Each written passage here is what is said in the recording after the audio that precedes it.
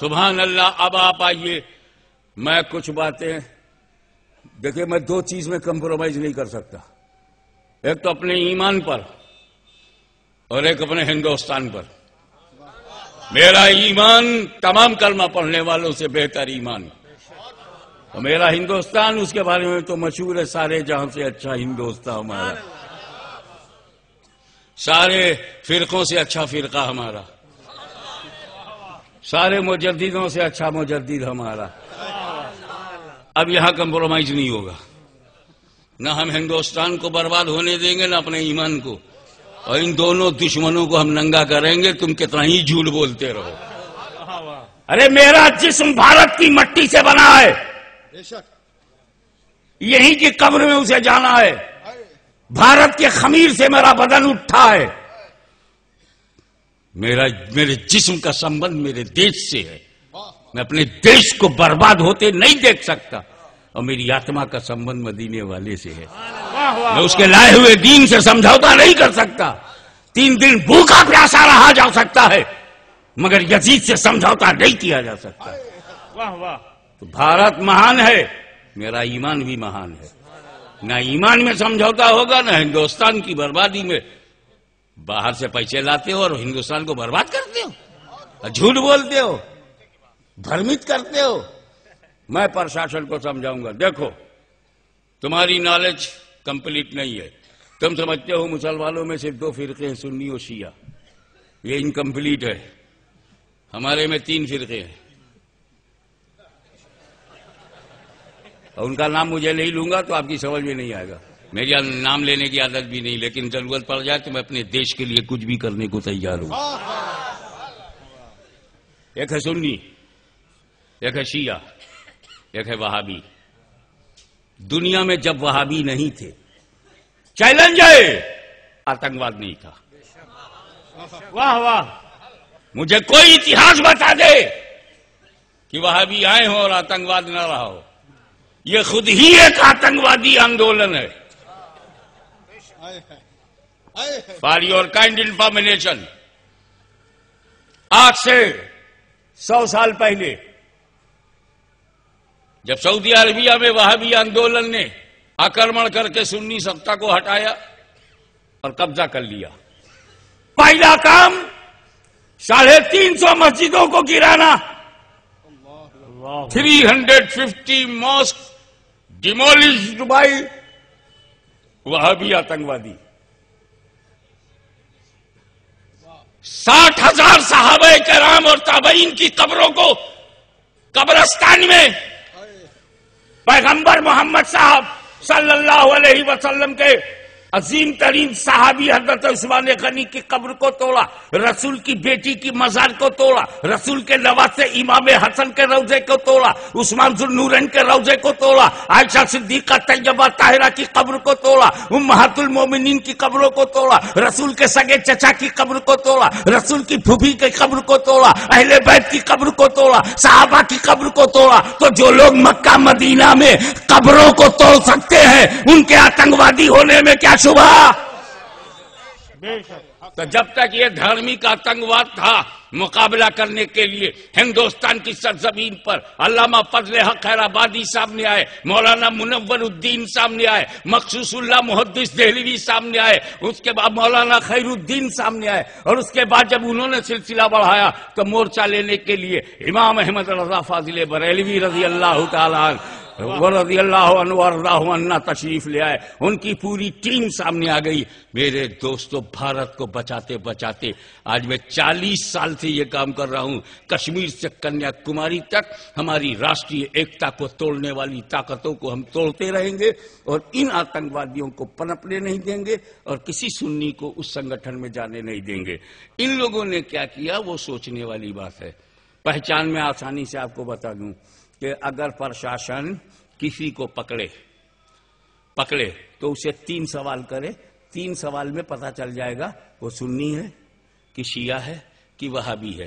اب اگر میں کہوں کہ تقویۃ الایمان کی اسٹڈی کرو اور تم تہذیب الناس پڑھو، تم براہین قاطعہ پڑھو، تم کہاں پڑھیں گے؟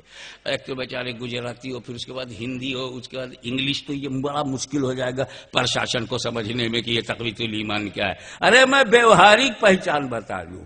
آپ ایک سوال کرو، یہ ماتم و عزاداری کرتے ہو کیا؟ وہ بولے ہاں اچھا ہے، سمجھ جانا شیعہ ہے۔ قبر پہ چادر پھول چڑھاتے ہو؟ ہاں، سمجھ جانا سنی ہے۔ اور تم؟ نہ، دونوں غلط ہے، دونوں بدعت ہے، دونوں شرک ہے، سمجھ جانا وہابی ہے۔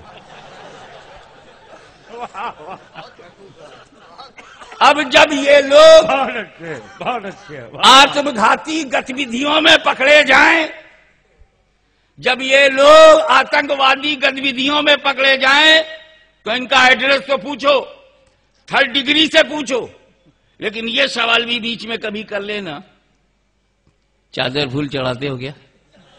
ہاں بولے تو وہ ہمارا ہے، پھر وہ بھرمت ہو گیا، اور نہ بولے کیا کہنے تو وہی ہے۔ اب سنو، ان کی پلاننگ میں بتاتا ہوں، اور میں اپنے بھارت کے ہت میں اپنی راشٹری ایکتا کو مضبوط بنانے اور اپنے دیش کی سرحدوں کو باہر سے بھی اور اندر سے سرکشت رکھنے کے لیے، کیونکہ باہر کے دشمن سے نپٹنے کے لیے ہمارے پاس راشٹریہ سینا ہے، لیکن اندر کے دشمن سے نپٹنے کے لیے جنتا کی مدد بہت ضروری، نہیں تو اکیلا پرشاسن کیا کرے گا؟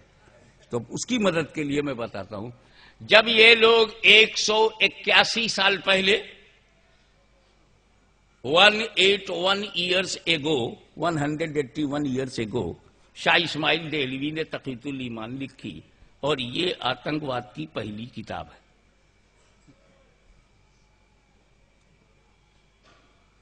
اب وہ جب چلی نہیں تو انہوں نے سوچا یار ایک کلر سے ایک دکان سے گراہک نہیں پھنسیں گے، کئی دکان بناؤ، یہ مچھلیاں پھنسانے کے لیے کئی تالاب بناؤ۔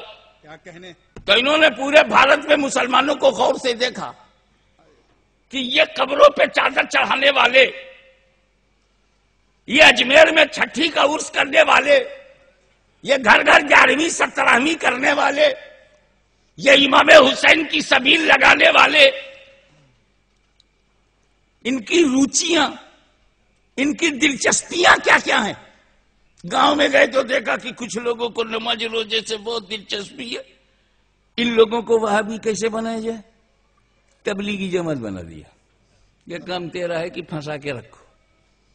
دیکھا کہ کچھ شہروں میں پڑھے لکھے لوگ ہیں، انہیں لٹریچر کا بڑا شوق ہے، انہیں کیسے پھنسایا جائے؟ بولے ان کے لیے جماعت اسلامی بنا دو۔ بولے کچھ لڑکے کالج یونیورسٹی میں پڑھتے ہیں، ان کو کیسے وہابی بنایا جائے؟ بولے ان کے لیے سیمی بنا دو۔ اور بولے کچھ لوگ پولیٹیکل قسم کے ہوتے ہیں، ان کو کیا کیا جائے کہ ان کے لیے جمیعت العلماء ہند بنا دو۔ اور کچھ لڑکے جو ہیں قرآن حدیث سمجھنا چاہتے ہیں، ان کے لیے کیا کیا جائے؟ دارالعلوم دیوبند بنا دو، ندوۃ العلماء بنا دو، ایسے ہی مدرسہ بنا دو۔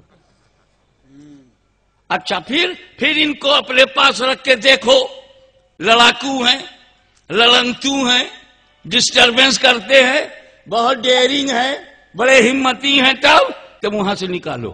تبلیغی جماعت میں ایسا مل جائے تو وہاں سے نکالو، جماعت اسلامی میں مل جائے تو وہاں سے نکالو، دارالعلوم دیوبند سے مل جائے تو وہاں سے نکالو، ندوے سے مل جائے تو وہاں سے نکالو، سلفیہ سے مل جائے تو وہاں سے نکالو، اہل حدیث سے ملے تو وہاں سے نکالو، غیر مقلد کہاں جب لڑنکو تو اس کو حزب المجاہدین میں بھیج دو، لشکر طیبہ میں بھیج دو، اور جب وہاں ٹریننگ لے لے تو بولے القاعدہ میں بھیج دو۔ دیکھا آپ نے؟